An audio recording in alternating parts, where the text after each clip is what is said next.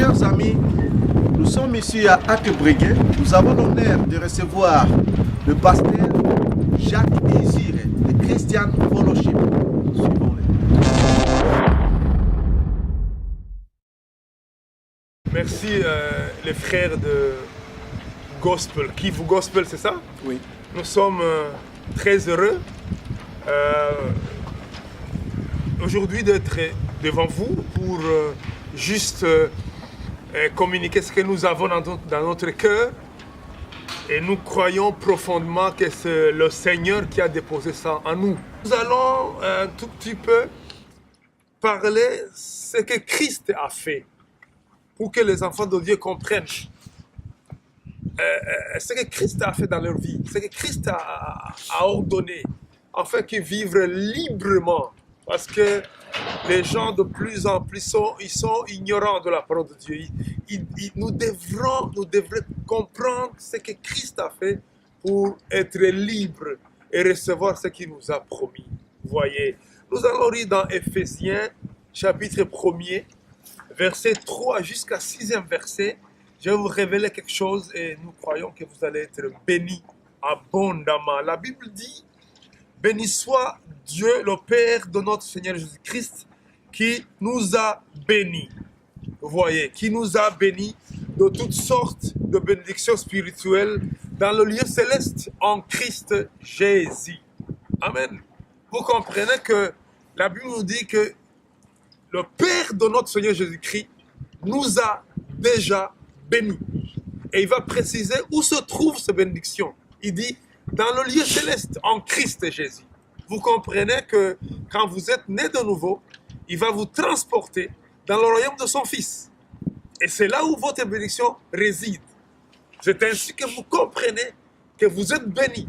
Voilà pourquoi, quand vous priez en demandant la bénédiction de Dieu, vous vous trompez. Parce que nous sommes déjà bénis. Ce que nous devons faire, c'est dire: Père, merci parce que tu nous as bénis. Saint-Esprit, dirige-moi, montre-moi et dirige-moi vers ma bénédiction.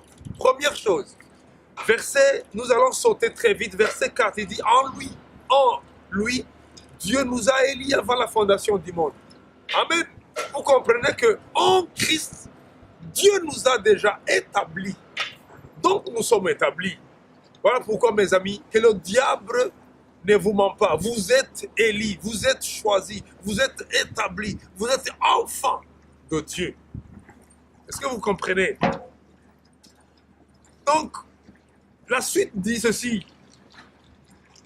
Verset 5, il dit: nous ayons prédestinés dans son amour à être ses enfants d'adoption par Jésus-Christ. Vous comprenez? Christ, il nous a prédestinés dans son amour. Est-ce que vous voyez? Donc, que les gens arrêtent de dire n'importe quoi.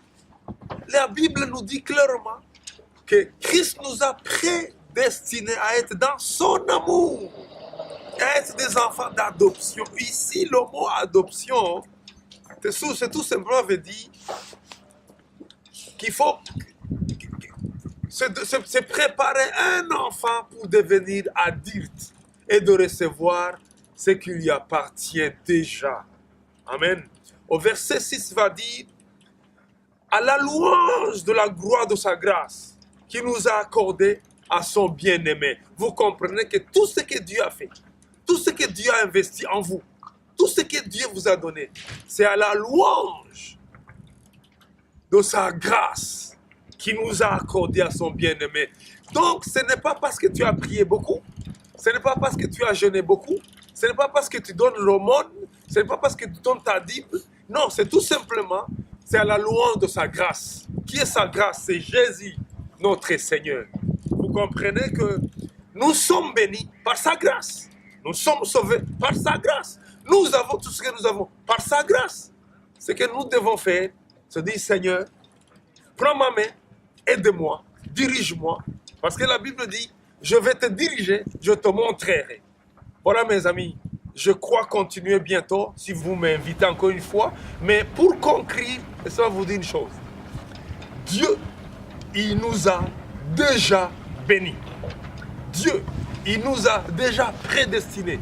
Dieu, il nous a choisis. Amen. Vous devez comprendre cela afin de vivre librement. Parce que la vie chrétienne, ce n'est pas une religion, c'est une vie réussie dans tous les domaines. Que Dieu vous bénisse. À la prochaine, mes amis. Amen.